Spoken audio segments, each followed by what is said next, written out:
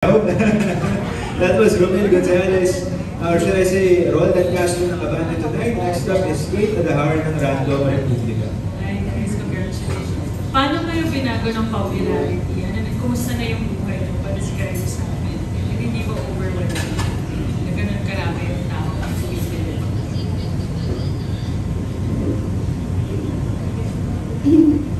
Sa totoo lang po,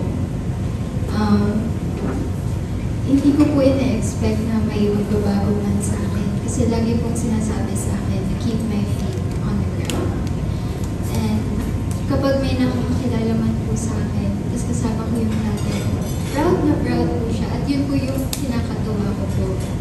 Yung papa ko po, pag nasa labas kami, kahit hindi po ako kilala ng tao, sabihin niya, "Uy, nanonood ka ba ng Seducing Drake Palma? To anak ko, bida doon, si Alice. Siya si Alice. Gusto niya po magpa-picture." Tapos ako po mismo, nahihiya ako, pero na-realize ko, ganun lang po siya ka-proud sa akin.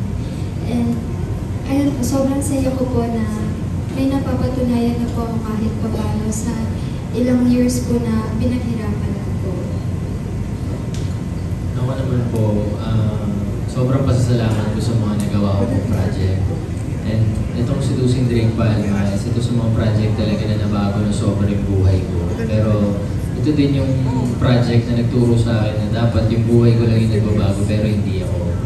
Diba? Kung paano dapat ako nagsimula, ganun pa rin ako. Makaka-conceptualize kayo ng project for the future. Ano yung gusto?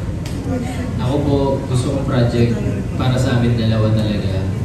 Ito na po yung paparating na movie namin. Talagang pangarap ko tong role na to.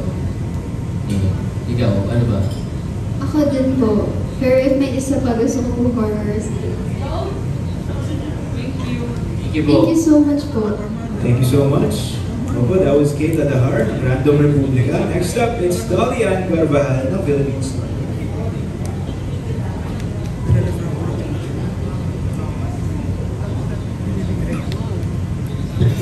Hello. Anong favorite scene yun dun sa Seducing Drake Palma na gusto nyo i-rewind? Sige, ikaw muna. Ako po, ang favorite ko po talagang scene ay yung sa sunset po. Dito po yung first time na kinis po ni Drake si Alice, except sa lips. So yun po. Mas nakakakilig po siya kasi he kissed you everywhere but your lips. Because it's your first. Ako din po yun yung favorite ko dati, pero ngayon favorite ko na po yung ending. Ay, ano yung ending? Mamaya po papanoorin ko na. Hindi ko po siya pinapanood kasi may special screening later. Pero yun po yung favorite ko talaga yung eksena namin dalawa. Huwag mo lang natin i-preempt. So, yung title Seducing, I don't know if you're of age already, pero ano ang definition nyo ng seduction? Yung kunwari parang isi-seduce yung, not necessarily Angela or vice versa. For me po, it's the art of attracting someone effortlessly or weathering mindfully. So, in the context of Seducing Drake Palma, it's Alice trying to seduce Drake, but in the end, parang siya yung na-seduce. And for me, I don't know if this is part of the question, but I just want to say it anyway. The most seductive thing about Drake, or Raven, is his eyes po talaga. You really get lost in it. In his eyes. About you, Robin, anong seduction para sa'yo?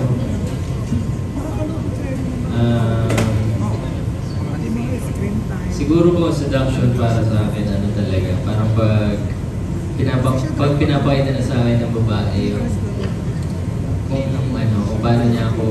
paano siya makasama sa akin, yun talaga yung nakaka-seduce para sa akin. Kung paano niya ako alagaan, kung paano yung ugali niya sa akin, yun talaga yung tinitignan ko sa isang babae. So, na-achieve ba yun ni Angela? Ay, Achieve. opo naman. Thank you. Thank you po. Thank you po. Yun, mission accomplished.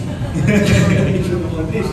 Thank you so much, Miss Dolly Ann Carvajal ng Philippine Star. Up next, si Mark Magadia ng Maganda Ba Movie. Hi guys. Hello po.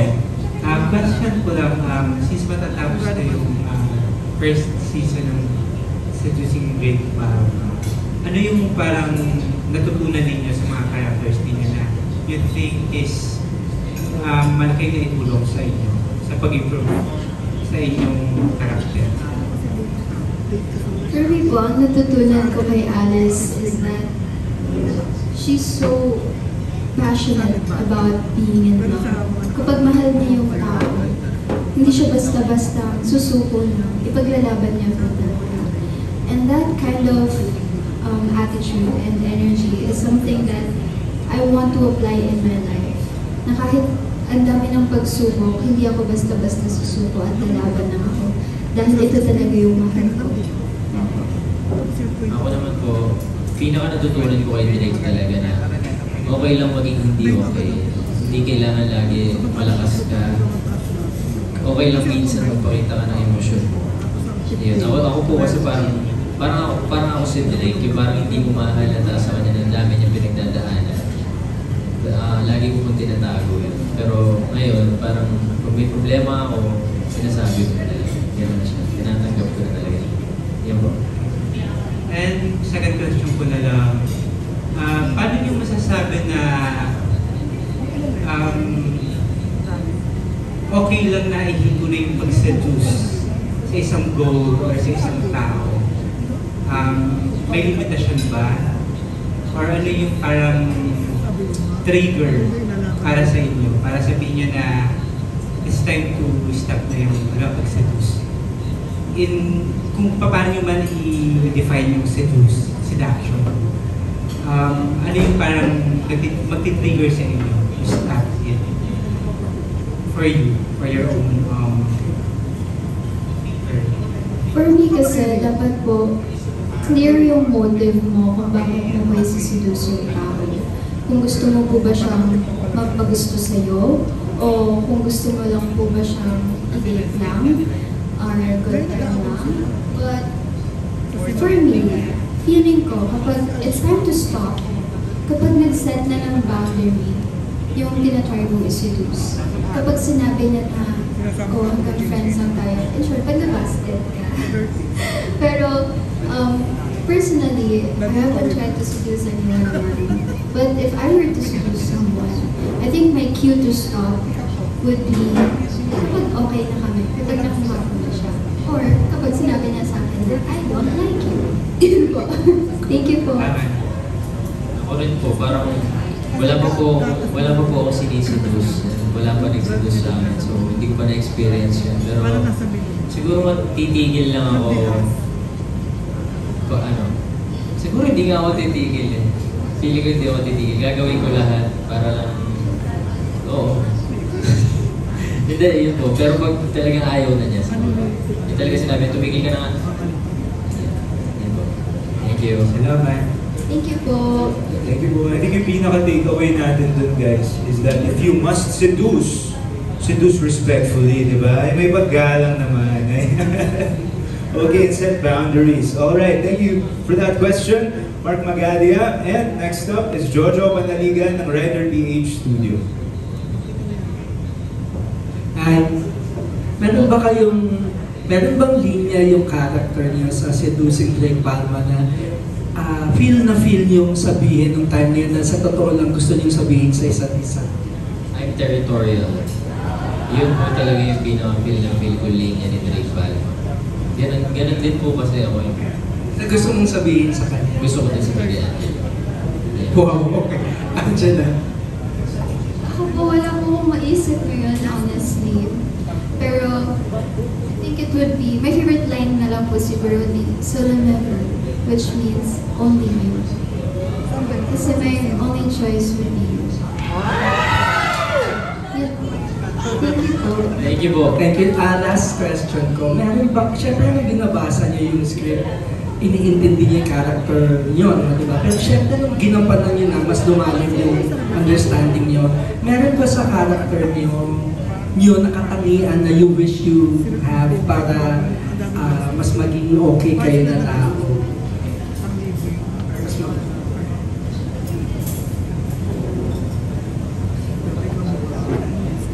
For me, ang gusto ko po kay Alice, yung pagiging headstrong. Once her mind is set on something, on a goal, and if it's for the people that she loves, gagawin at gagawin niya po talaga. Kahit pa mahirapan siya, at marami mga pagsubok na dumaan sa goal na yun. And in life, gusto ko rin pong maging ganun. Maging kasing tibay niya, kasing lakas niya, na kahit sobrang nasasaktan na siya, ipinaglalaban pa rin. Robin? Ako po yung pagiging matalino ni Drake Palma talaga. Sobrang talino po kasi ni Drake Palma. Yun po yung pinaka gusto kong makuha kay Drake. Yan. Salamat. Thank you. Salamat po. Thank you po. That was Jojo Panaligan ng Rider PH Studios. Up next, Erwin Ogawa ng Anong Ganun.